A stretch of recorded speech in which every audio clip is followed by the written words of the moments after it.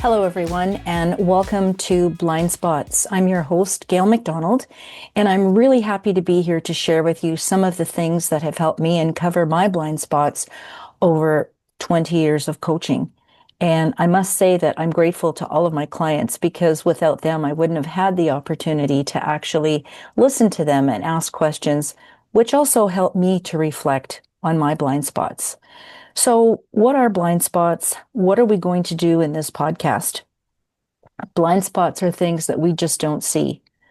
Sometimes we feel a bit off and we don't know what is bothering us. Sometimes we want to make some changes and we have blind spots to how we are going to make those changes. So, firstly, I'm going to explain a little bit to you about blind spots and the importance of being encouraged to work at uncovering what your blind spots are. And then throughout, we'll probably discuss some of the ways that you can really take a look at how you can uncover blind spots. And it's not easy. It takes time and it takes a lot of self-reflection, some emotional intelligence, which we'll touch on as well. From time to time, I'll have a guest on the show. Sometimes it will just be you and I. So I really want to welcome everybody that's taken the time to be here today because there are so many podcasts. What do we choose? Hopefully you'll find something in this podcast that you can embrace and that you can get on your journey to learning how to uncover your blind spots. So where do we begin? Firstly, we need to understand that we all have them. They're hidden beliefs, they're unconscious patterns from years of programming, they're old narratives, that same record that keeps playing in our head over and over again. And sometimes we're even trying to get a solution based on the experiences we've had from 5, 10, or 20 years ago. And it's just not possible because we're different people now. Things have changed, we have changed, and hopefully our beliefs have changed where they can serve us better. And blind spots quietly sneak in and they shape our thoughts, they shape our behaviors, they have an effect on our relationships. So in blind spots, as I said, I'd like to help you uncover some of the things that you're not seeing. We might be a little more receptive to change if we didn't have these blind spots that came up as barriers. And some of them are so very common amongst all of us, such as fear of, well, you name it, fear of what will people think? What if I make a mistake? What if I fail? I say, yay, you, if you take action and you make mistakes and you fail. Because without failing, there really is no other way to learn. That's of course if you learn by your mistakes and don't keep repeating the same ones over and over again. That's definitely a recipe for long-term failure. And whether it's a limiting mindset, a bias that you don't know you had, or fear disguised as logic, blind spots is a place for creating self-awareness. And I would love for anyone to reach out and suggest a topic that they would like to maybe have covered, such as communication or resilience or imposter syndrome. After 20 years of coaching, there's some reoccurring patterns that I hear, and I've experienced all of these myself. And often I hear clients say, well, that's hard work. And I agree with them 100%. I know myself how hard it is. I've been working at it for over 20 years, and sometimes I still fail, which is great because then I can get up and try it over again and get even stronger. So that's what we're going to do in Blind Spots. And again, I would really like to thank everyone that has supported me in being here, and particularly my clients and what they've taught me. That's one thing I didn't even realize when I was going to get into coaching, how much I would really learn from others. And a quick story on the coaching journey is that when I decided to become a coach, I really wasn't aware 100% of what coaching was. Coaching was something that hadn't even been really, really shown up in Canada yet. And this is going back some time. But I did meet someone who was doing a workshop, and I was quite intrigued at what she was doing. And when I asked her, this is what she told me, is that she had taken coaching and learned a lot of really good information and then was able to share it with people. And that was the intention I had when I got into coaching. And I thought, if with what I'm saying helps one person, then it's mission accomplished. Because oftentimes in coaching, coaches don't have the opportunity to hear how their clients have moved forward or made changes in their lives because of the coaching interaction that you've had with your client. So I just thought it would be a great opportunity to share on a larger scale after 20 years of coaching and facilitating education, training, meeting and speaking with other coaches. And there's one coach that I really admire, and I remember him saying that the more he learns, the less he knows. And I'm really understanding that now because there's an unlimited amount of things that we can learn. And I am finding the most value by learning about myself, learning where my blind spots are, and understanding that they can either be advantageous to me sometimes to have, or they can really get in the way of my progress. And that was truly one of the biggest blind spots I had is when I did agree to take coaching. I remember the conversation that I had with my husband, and he did not know what it was, and it was difficult for me to explain it to him because I really wasn't sure myself. But I felt that it was the right thing to do. And that's a funny thing about a blind spot. Sometimes we just have to follow our gut, and it's not for the faint of heart. But I knew somehow, some way, that I wanted to make it work because you didn't see any jobs advertised for life coaches. There weren't too many people that really knew what it was. So I decided that it was for me. And when he asked me as well, are there jobs for that position? Can you make any money off it? And once again, I said, I really don't know. But if I had have said no to that opportunity and not proceeded with it and just put everything that I could into it, having a passion for listening to people and caring about other humans and working with them to be the best that they can be, I wouldn't be sitting here today with a podcast called Blind Spots. And a little bit of history on how I even ended up here was a few years back. It was in the middle of COVID. A dear friend of mine, who's also a life coach, we decided that we were going to create a podcast. And neither one of us really knew the technical end of it. So we just recorded a few episodes. That's as far as it got. However, because of a magazine that is for women entrepreneurs, there was an article. I was invited to come into the magazine, and there was an article that someone saw that on LinkedIn. And so I actually uploaded the article on LinkedIn, and they invited me to do a short radio interview with them. And that was one of the most earth-shattering things in my life. I was so nervous. I could barely breathe. And after that, my thought was, well, it wasn't that bad. And again, I didn't know where that was going to go, and I had absolutely no expectations, but I thought it would be fun. It was an opportunity to stretch. And I worked with a scriptwriter, and I thought it was going to be quite laid out and really help me feel confident and calm my nerves until 5 minutes before the show, the host came on and said that we were not going to follow the script. We were just going to ad lib. And if you want to have an experience that is going to teach you something about managing stress, try something like that if you're really not keen on speaking into a microphone and being interviewed on a live radio show. So one thing leads to another sometimes, and as a result of the radio show, there was an online TV talk show which was live. It was Bull Brave TV network, and they heard the interview and asked if I would like to join them on a talk show, like create my own talk show.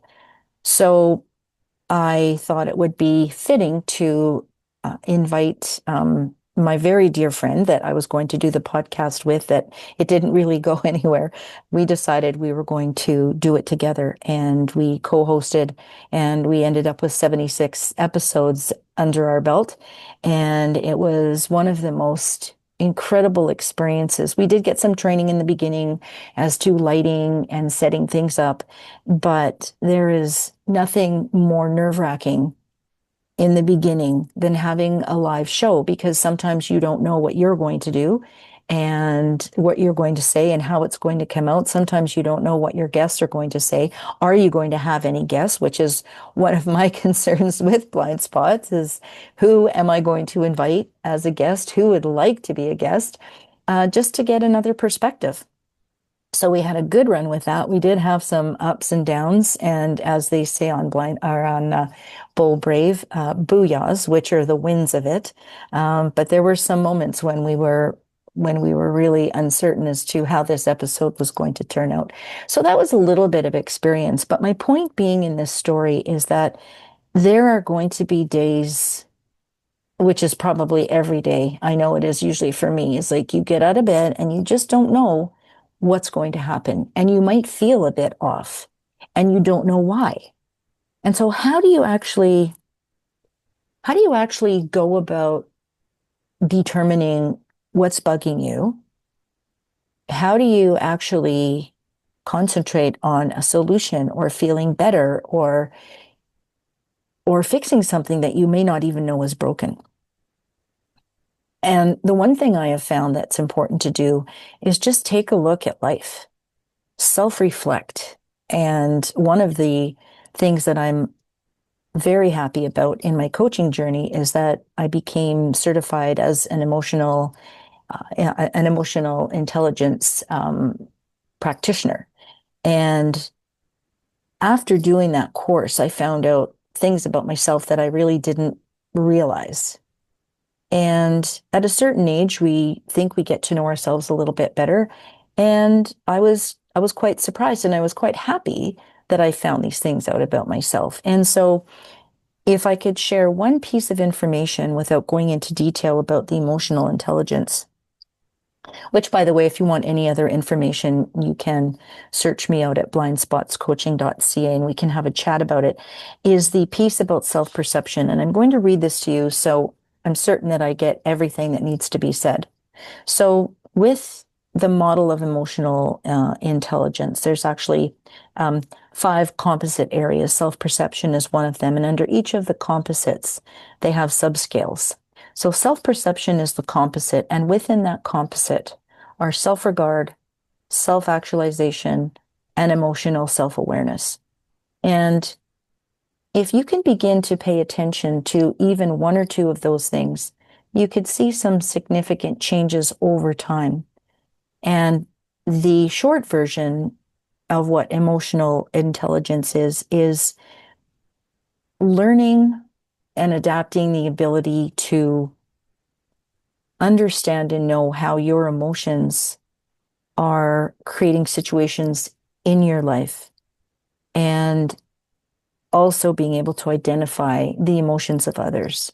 So perhaps there will be less reactivity and more proactivity. It's about emotional regulation. And again, it does take time, but it can truly be worth it. And life can be a lot more joyful, a lot more peaceful. So that's one way that you can begin to uncover some of your blind spots. And I also found something out in the research when I was gathering material for blind spots, which was another blind spot. I didn't realize there would be so much information on blind spots and so many definitions and so many perspectives and so many articles.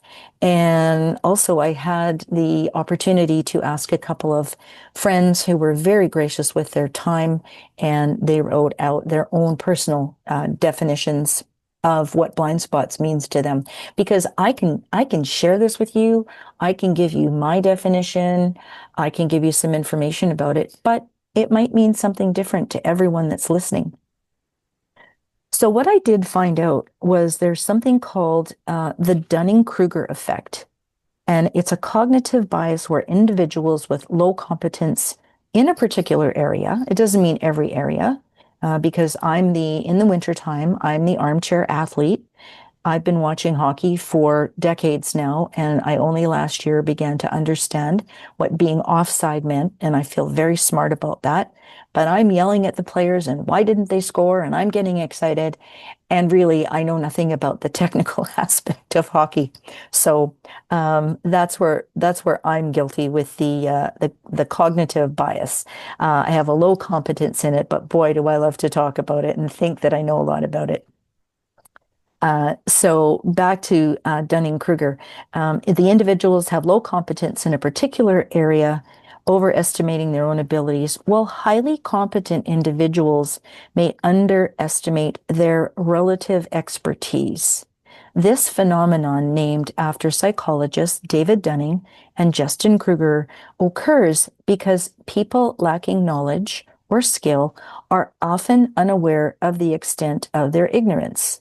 And that word can have a bit of a negative feel to it. But to me, ignorance just means not knowing. I'm ignorant about fixing a car engine.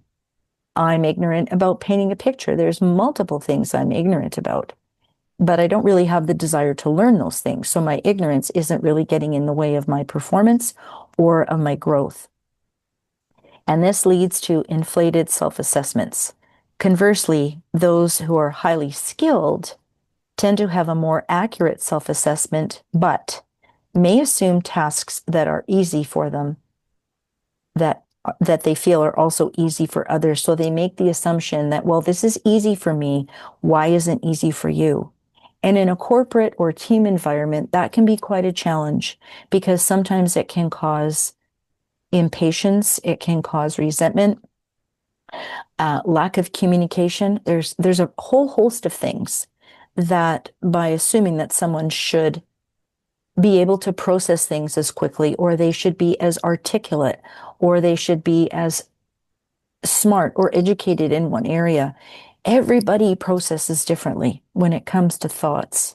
And it's important that we give space and grace and that we allow people time to actually do something their way and then support them with proper questions or asking how we can support them and not feeling that we're superior or our performance is much better.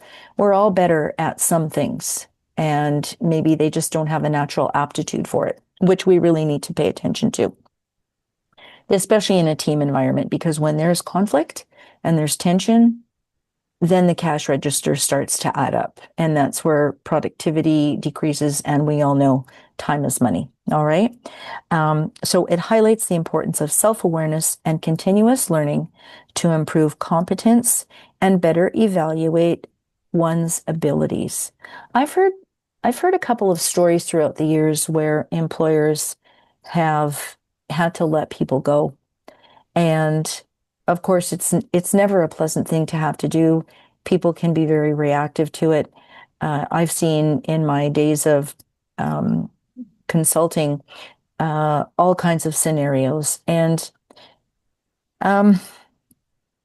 after a while, people realize that they just weren't in the right role. And who wants to admit that? Not too many people. However, if you do, yes, you're going to feel uncomfortable for a while, but it's truly magnificent when you end up in a role that you're better suited for. And why spend years doing something that you're not really suited for, that you don't like, that it makes you feel worse to go to work in the morning? Find something that's a good fit. And that can be another blind spot as well, which is why some of the assessments that are offered out there can be very, very helpful to support you in finding something that you appreciate and that you enjoy. And that's the same with some of the things in our personal lives. Some things we do things just because we think we should. We do things because we think that's the way our parents did it. And then history repeats itself. We're different from our parents. Times are different. And some things just aren't serving us now. And that's where we need to really take a look inside and do some introspection. All right. So a little bit more about the Dunning-Kruger effect is that it involves seeking feedback, which is an art in itself. Whether you're giving feedback or receiving feedback, the words you choose and the way you deliver is absolutely critical. And you want to also be able to receive that feedback and process it in a way that you're taking it in more of a positive way, and that it's not a blaming or a shaming. And of course, the person delivering the feedback needs to deliver it in a way that it doesn't create that environment as well. And then developing, and I love this part, developing the humility to recognize one's own limitations. It's okay to not be good at everything, but what you choose to be good at, really do give it your all. So I really do appreciate what these two psychologists have laid out here, because for me, it puts a little bit of black and white into what we're talking about here. And I know years ago, I definitely had many more blind spots than I do now, because I was afraid to try and find out what my blind spots were. I was afraid to try different things because I had that mindset of, well, if I do and I fail or I make a mistake, we can all say it in unison, what will people think? And it's interesting, that's yet another episode as to why do we care so much about what people think? And there's a whole host of reasons that we do that. What are our blind spots that make us so concerned about what other people think? I can't wait to dive into some of these topics as the podcast goes on. Okay, so I think we're good to move on with that.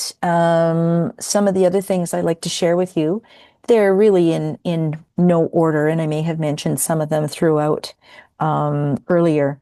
But here's some broad strokes that I'd like to share with you about possibly discovering your blind spots, or how to even think about discovering your blind spots. What actions can you take? It's fine to say, let's discover our blind spots, but what can we do? What do we need to do? These may work, they may not. So firstly, and this is something I mentioned, is just be okay with making some mistakes. If it's not intentional, if it's not calculated, and you haven't pre-thought about, how you're going to make a mistake, most people don't set out to go and make a mistake. But I always encouraged our children to be okay with making mistakes. And when I look back at how they grew, as adults, that they tried many things and they weren't afraid of trying different things to find out if they were good at it or not. So I think if I could say there's one thing I did right as a parent, possibly it was encouraging them to make mistakes, but just make sure you learn from them. Try new things before they feel perfect. To me, just my opinion, perfection is a myth. It really doesn't exist. Perfection is all in our head. And if we feel that we need to be good at something before we get started, how on earth can you even do that? There's no possible way that you can actually get good at something until you put your hands on it. And if you think about, if you've ever had the opportunity to learn how to drive on a 5-speed, you'll know what I'm saying. My husband asked me to go around our crescent multiple times before I actually hit the road. I was absolutely terrified. But nobody could have told me how. I couldn't have just read a manual. I had to get in that vehicle and I had to learn how to coordinate everything. And if you think of some of the things that maybe you wouldn't normally do, think about the opportunities where you are learning something new, or maybe something will come in handy for you down the road. Think of the things that it takes to do that thing and how you might be able to put that on a resume at some point. What is the transferable skill that you're learning as well? So nothing is ever a loss. And at the very least, you can find out what you're not good at and what you don't like. Now, there's some things that I know I don't want to do. One of them is jumping out of a plane. If I'm in a plane, I want to be in a jet and I want to have the door locked and I want to be in the clouds and I don't want to have a parachute. Thank you very much. But again, I don't have an interest in it. I could be coerced into it for enough money, perhaps, but it's not something that I would like to do and be okay with that. You get to pick. You're the one living your life, nobody else. And as grown adults, we really need to understand that we do have choices. But sometimes we hear an older aunt, we hear our father, we hear an older sibling, and they all sometimes reside in that part of our brain called the amygdala, which says, "Are you sure? Are really? Do you really want to do this podcast? Why would you want to do that? Who's going to listen to you? Why would they want to listen to you? Who are you going to have on the show? You're going to have one episode, and then it's going to flop. And what if you trip over your tongue?" And all of these things that come to mind. Or why would you want to get this job? It's not really best suited for you. I think you should be X. And during my facilitation years in career planning, I sadly have had so many clients in the classroom that have said, I'm 42 or 45, and I finally decided that I hate my job that I've hated for 20 years, but my parents said I had to do this and they would pay for my university only if I became this. And that's sabotage. They just didn't get to choose, and yet it's our parents. We respect them. We think they know the best. And there people are in their 40s to 50s. I've had some people in class in their 60s, and they need to make a career change. And I say good for them. They've decided that it is up to them. I mentioned these two things as well earlier, is check in with your emotions. Check your emotional intelligence. And if you aren't going to have that facilitated for you and debriefed with someone such as myself, then just take a look around and take an inventory of life. How satisfied are you with your relationships? How satisfied are you with your work? Do you find yourself annoyed or angry over little things? Like, are there things that are seemingly small triggers that just really set you off? And if so, then maybe it's time to do a bit of a check-in. And there's a variety of different assessments online that are free. You may or may not find everything, but certainly there are some. And again, if you wanted to reach out to me on my website, blindspotscoaching.ca, I'd be happy to send you a link of whatever relevant assessment you feel you would like to have. Feedback, talk to people, ask for feedback. It is just okay. Oftentimes in coaching, I'll check in with my clients and I will ask them if they feel that our conversation is what they're needing. How might I change my style for them if need be? Are we in a space where they're feeling comfortable? Whatever it is, it's okay. Sometimes it's perceived as a sign of weakness. Well, I think that it can be perceived as a sign of strength, because if you have that humility to be brave enough to ask people for feedback, well, you want to improve yourself and you want to get someone's opinion who you trust and who will give you kind and honest feedback, because feedback is tricky. There's a way to do it. We can also talk about that in a future episode.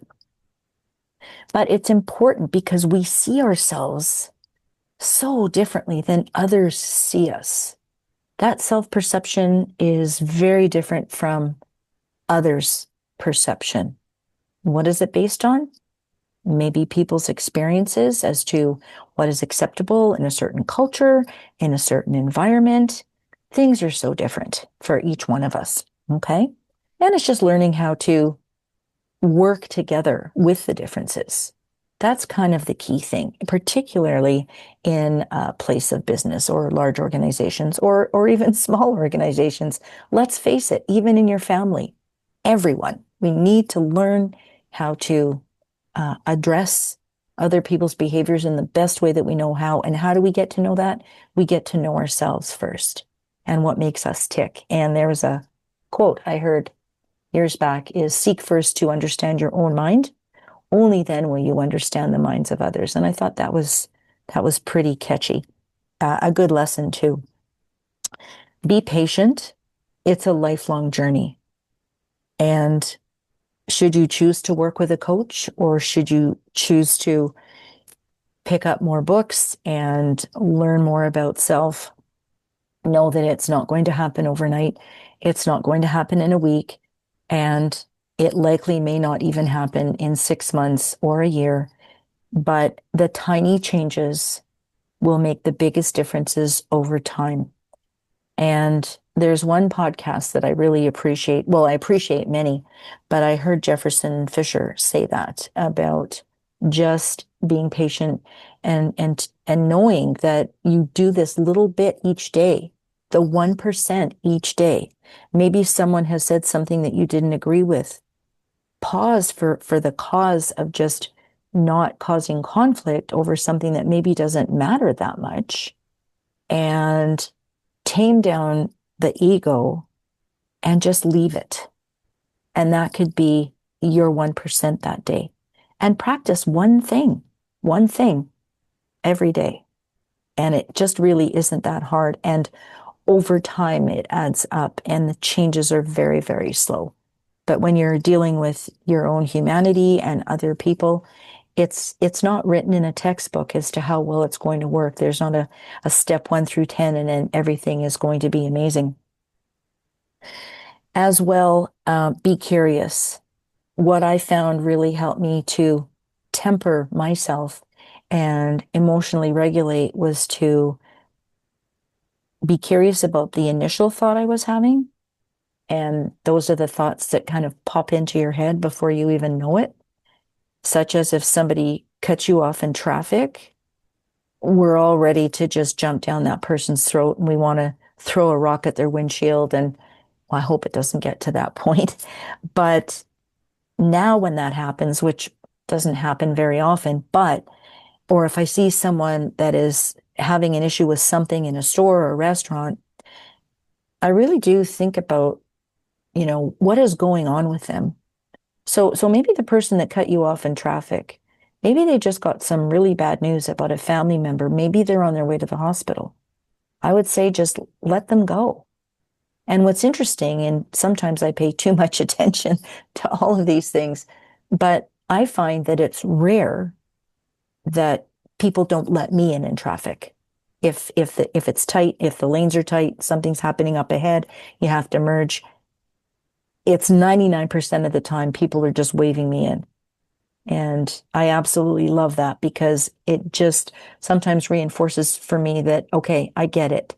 What goes around can come around at some point. We just need to be aware of it and be grateful for when those moments happen. Okay, so getting near the end here, and I think I've provided you, I hope I provided you with some context as to what you can expect. Well, me, for one thing, it's my podcast. I guess I have to show up. But if you would like to begin to really start to reflect and maybe see things through a new set of eyes, a different perspective, new glasses, if you wish, help yourself to get unstuck and focus on strengthening relationships. And again, it's not going to happen overnight. I can attest to that. I've been at this for over 20 years. Things are much better than they were that long ago because I have a grip. I used to think that as we get older, we get wiser. What I'm learning is that's not the case. Getting wiser is a choice. And I've met some people that are much younger than myself, and they are very wise. And I think what I would like to say to that is it not experience that makes us wiser and learning how to navigate those experiences? Sometimes we do get older, but we haven't had the opportunity to have experiences. And it's not a bad thing. It's just that maybe that wisdom, even at an older age, just hasn't had the opportunity to grow, or a seed hasn't been planted. And that's fine as well. And of course, decision making. If we are emotionally regulated, if we're able to see what our blind spots are, see what's getting in our way, make the changes, then we can align more clearly with our decisions. Because oftentimes, if we are experiencing blind spots, there's something that's just not lining up with our values. And decisions are much easier to make if we are considering what our values are. And that's something that a lot of people don't consider. They don't sit down and take a list and say, okay, like what is really important to me?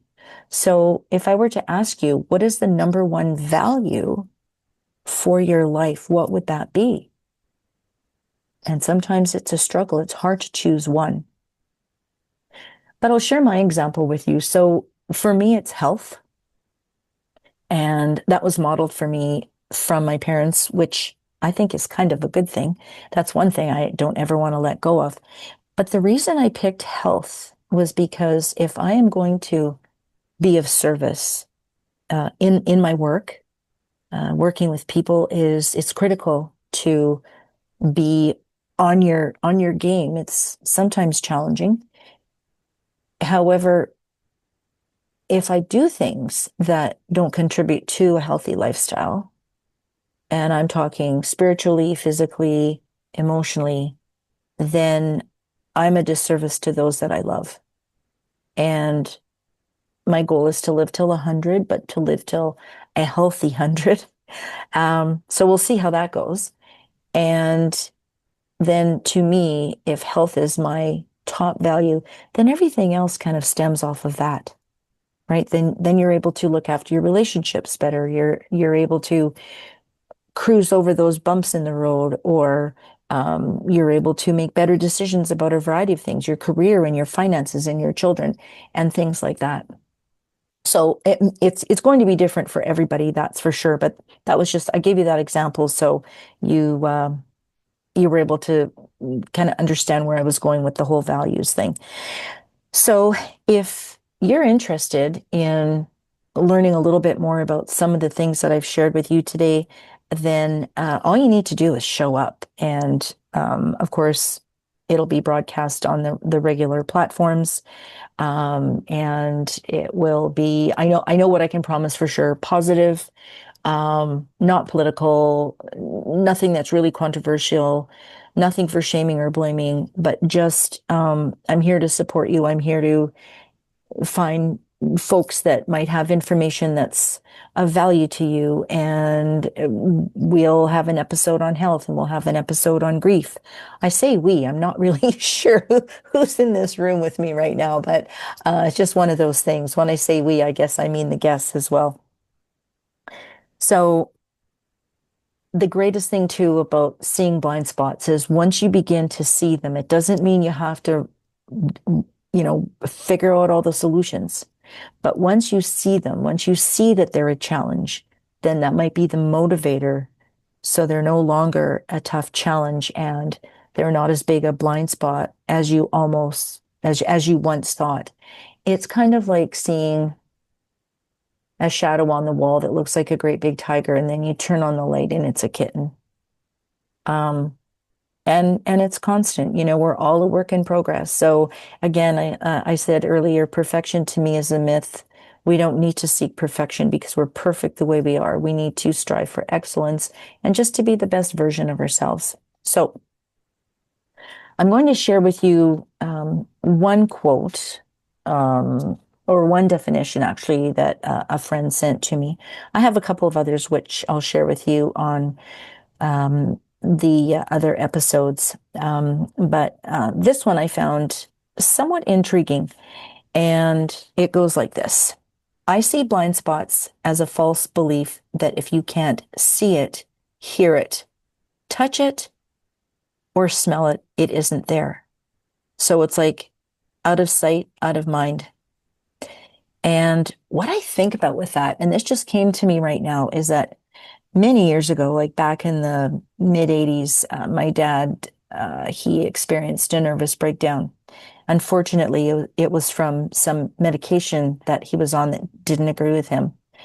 And the nurses were sharing with us that when they came to get him, to bathe him, he would run into the corner of his hospital room, and he was unable to see them. And in his mind, and this is just, it just blows me away when I think of this as to how our minds can actually work for us or sometimes against us, is that if he couldn't see them, then they couldn't see him. And so if we can't see it, it doesn't mean it doesn't exist, but it does. And we can go on and ignore it if we wish, but then there's the consequences to pay, and we might not like those either. Second part to this is that we also put up with our own blind spots when someone's culture or experience is not ours. We don't want to see their environment, culture, and experience, as it might make us question what has become our comfortable nest of beliefs. So basically, if you always do what you've always done, you'll always get what you've always got. I can't take credit for that, but I wish I know who said it. And one thing I'd like to leave you with as well is by Dr. Wayne Dyer, who I'm a super big fan of his material. And as we go through, I'll share some books that have really helped me a lot. And he says that when you change the way you look at things, the things you look at change. And I just find that so very true. So I want to thank you all for listening. I know your time is precious, but if you're like me, you multitask and you listen to podcasts while you're walking the dog or doing the dishes or any of those other distasteful household tasks that I'm really not fond of. Yeah, so I hope to see you again, and I look forward to the next episodes. There's a couple of episodes that are coming up, and I know that for those of you that there's two that are going to be very important. One of them is about health, and for anyone who has experienced endometrial cancer or has known and loved someone who's had endometrial cancer, there's going to be an episode on that, as well as dealing with the death of a child. So thank you so much for your time, and I'm so glad that you're here and for giving me the opportunity to give you a sneak peek as to what Blind Spots is going to be all about. Thank you very much, and we'll see you next time.